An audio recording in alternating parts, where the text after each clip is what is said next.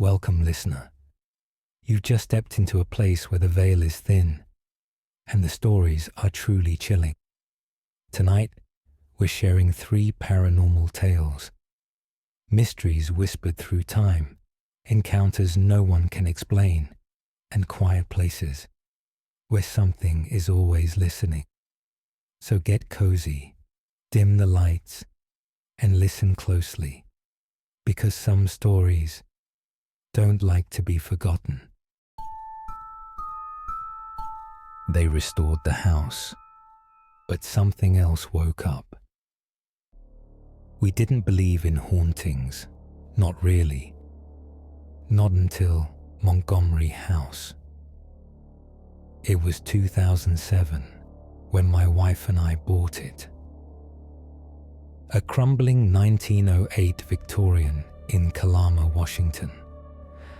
Tucked just above the river, covered in moss, forgotten by time. Locals called it the old place.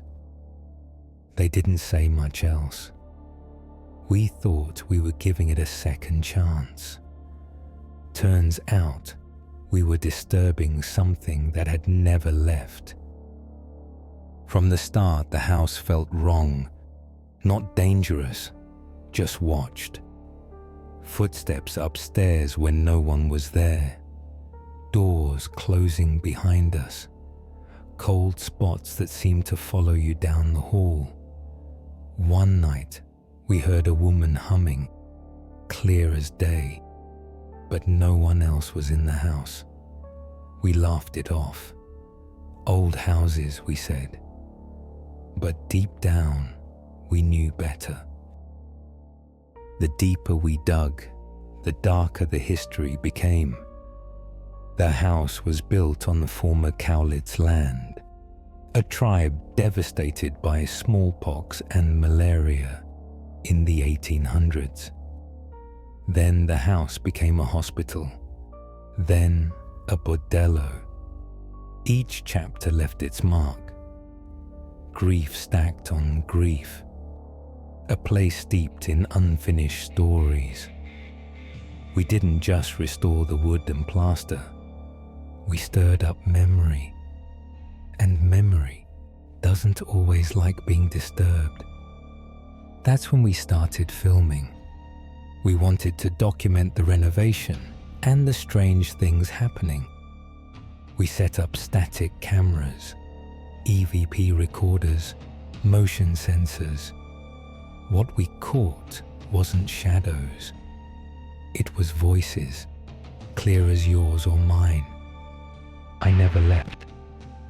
They took my baby. We heard footsteps on floors we hadn't repaired yet. Doors creaking open, with no air movement at all. And then came the figure. A woman, in turn of the century clothing, just standing at the foot of our bed. Watching, not threatening, but present. The dream started soon after. My wife dreamed she was trapped in the house. Walls bleeding, a whisper repeating, "You don't belong here." Mine were worse. I dreamed of drowning, cold water, heavy limbs, something pulling me down. When I visited the Cowlitz River, I got chills, not from the wind, from recognition, like the river remembered me, or rather, like something inside of it did. We stopped sleeping there. The lights would turn on by themselves, then flicker even when the power was disconnected. Guests felt watched. One man refused to stay the night. The documentary wrapped up in 2009. We moved out 4 months later. No big final scare, no angry ghost, just a quiet message, repeated in every hallway and every dream. This place is not for you. They say it's calm now, that whatever was there has settled. But I don't think it ever left. I think it just sank deeper into the walls, watching. It was never about scaring us. It was about being seen. And the moment we started peeling back its layers, it started watching us too. Some places don't need to lash out to haunt you. They just need to be noticed. And once you've done that, they won't let you forget. Maybe the house is still. Maybe it's just waiting for someone else to notice. Would you have stayed the night? Let us know in the comments. The woman upstairs. The haunting of Fensalden Inn. I used to think hauntings only happened in crumbling asylums or ancient castles, not along the sun-drenched cliffs of Northern California, not in a sleepy little place like Albion. But then I stayed at the Fensalden Inn, and everything changed. I'd been road tripping the coast with my girlfriend Rachel. We weren't ghost hunters or anything. We just liked old places, history, antique shops, creaky stairs. When she found this place online, an old stagecoach stop from the 1850s turned bed and breakfast, it looked perfect. Stone fireplaces, foggy redwoods, and supposedly bullet holes still in the ceiling from when it was a saloon. We booked 2 nights. We barely made it through one. The innkeeper, an older woman with stiff posture and a voice like dry leaves, greeted us at the front desk. She never gave her name, just handed us a brass key and said, "You're in the upstairs room, the one Elizabeth liked." We thought it was a joke, even laughed a little, but her face stayed cold. "You'll know her when you hear her," she added, turning back to her paperwork. The stairs groaned the whole way up. Our room had this narrow canopy bed, dusty floral wallpaper, and a mirror so old it barely reflected. Something about it felt unsettled, like someone had just left and meant to come back. Rachel noticed it first. The cold. No matter how high we cranked the radiator, it never warmed up. And the floor, it had this slight tilt to it, like the house had grown tired of holding itself up. We tried to brush it off. Old buildings have quirks. We lit a candle, poured some wine, and tried to settle in. But around midnight, that's when we heard the first sound. It came from the hallway, not footsteps exactly, more like the swish of fabric, like someone in a long dress brushing past the walls. Rachel paused, listening. Then 3 knocks, slow, deliberate, right outside our door. I went to check, but when I opened it, no one. The hallway stretched empty, just that old oil painting of a woman holding roses, her face cracked from time. I stared at it for a while, and I swear, her eyes had shifted. Back inside, Rachel looked pale. She told me she'd seen something in the mirror, a face, not hers, pale skin, black eyes, no mouth. I thought she was messing with me until I turned toward the mirror and saw breath, condensation, like someone had just exhaled. We didn't sleep. Around 3:07 a.m., the scratching started. Under the bed, not mice, not wood settling. This was fingernails. I leaned over the side, and that's when I heard the whisper. "You look like him." The voice was low, female, right against my ear. I jumped back so fast I hit the nightstand, knocked the candle to the floor. The flame went out instantly, and in the dark, we heard her crying. The next morning, we packed. Didn't even bother with breakfast. But before we left, I asked the innkeeper, who was Elizabeth. She didn't look up from her desk, didn't blink, just said she worked here before it was respectable, when it was a stopover for men who left blood on the floor and names behind fake smiles. I asked how she died.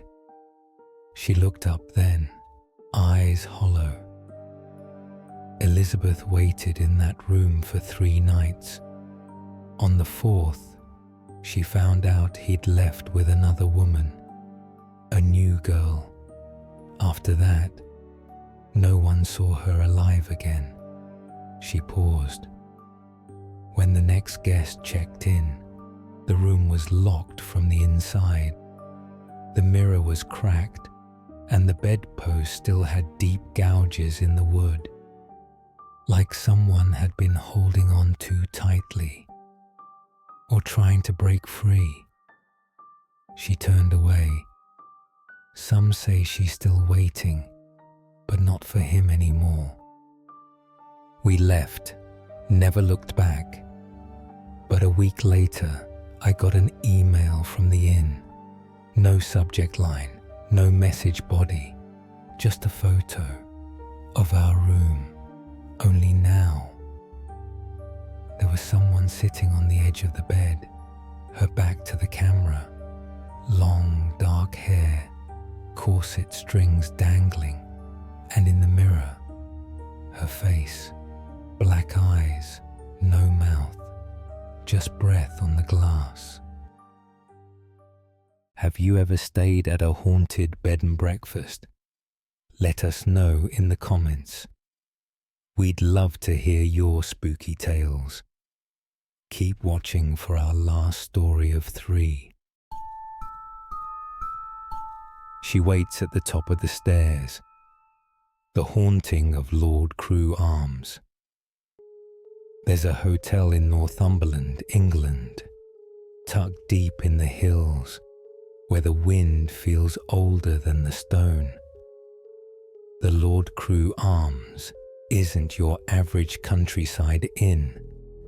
It was once a medieval abbey, built in 1165, converted into an inn centuries later, and according to more than a few guests, it never lost its other residents. This is the story of a spirit who walks the stairs, waiting for someone who never came home, and why, to this day, she might still be watching. I didn't go to the Lord Crewe Arms looking for a ghost. It was supposed to be a quiet stay in the countryside, a little digital detox.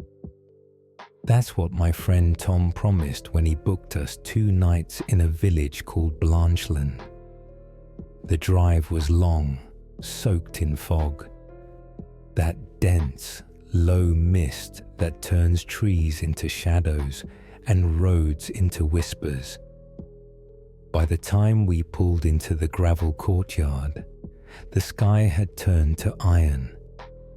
The Lord Crewe Arms stood like a relic, stone-walled, ivy-choked, and watching us arrive. Inside, it was quiet. Too quiet. The kind of silence that listens back. The receptionist handed us a brass key. "Room 7, she said. Top of the stairs. Just mind the draft. It tends to linger." She smiled, but her eyes didn't. That night, we sat in the lounge by the fire. Just me, Tom, and 2 pints from the bar. The flames danced in the hearth, but even then, the warmth didn't quite reach the corners of the room. Tom asked the bartender if the place was haunted. The man didn't blink. "Most say it's Dorothy," he said. "Sister to Thomas Forster, Jacobite rebel. She died here after the uprising failed. Took care of this place once the monks were gone. They say she never stopped caring for the place." We smiled politely, a story for the tourists. But the bartender just looked toward the stairs and said, "She walks them, you know, mostly when it rains." It rained that night, wind against the windows, timbers groaning, and just before 3 a.m., I woke up to footsteps, slow, steady, right above us. But room 7 is on the top floor. There shouldn't have been anything above us, no attic, no crawl space, just beams, and something walking on them. The steps stopped, right over our heads, then silence. In the morning, I didn't say a word, but Tom looked pale. He asked, "Did you hear her?" I just nodded. We decided to stay one more night, because that's what people do when they're scared, but curious. We want the answer, even if we shouldn't. I couldn't sleep. The fire in the hearth had gone out, and the cold settled in like stone. I got up to throw on another blanket, and that's when I saw her. A figure at the top of the stairs, a woman in a dark gown, pale face, hands clasped in front of her. She didn't move, just stood there, watching. The hallway light flickered just once, and then she was gone. I stepped into the hallway. It was freezing, colder than the room, colder than it should have been, like something had just been there and didn't want to leave. We asked the staff about her the night before we left, not as a joke this time. We needed to know. "Has anyone ever really seen her?" I asked. The receptionist didn't hesitate. "She appears when she's unsettled," she said, "or when people start asking about her brother." Then her voice dropped. "Be careful what questions you take with you." I asked her what that meant. She just looked toward the stairs. Dorothy died waiting, after the rebellion, after her brother vanished. Some say she still listens for his footsteps. Others say she guards the place. But I think... She hesitated. "I think she doesn't know she's not alive." That night, I dreamed of footsteps. Not loud, just soft and endless, like pacing, right outside our door. When I woke up, the room was colder than before. The fire had gone out completely, and the window was open. I hadn't opened it. Tom was already awake, sitting upright. He didn't say anything. He was just staring at the door. We didn't sleep after that. We just waited for morning. As we checked out, the receptionist slid the key from my hand slowly. "She doesn't follow guests," she said, then added, almost as an afterthought, "usually." That word stuck with me all the way home. It's been 3 weeks. I live in a modern flat. No attic, no creaky pipes, no history. But sometimes I hear footsteps on the ceiling, late at night, always around 3, pacing. 2 nights ago, I woke to a sound like stone scraping on wood, and there, at the top of the stairs, a pale woman in a dark gown, not angry, not sad, just watching. Maybe she's not waiting anymore. Maybe now she's watching us. What do you think she's looking for? Stay aware, stay ahead, and always stay spooky. Be sure to follow Clock Strikes 3 for more things paranormal.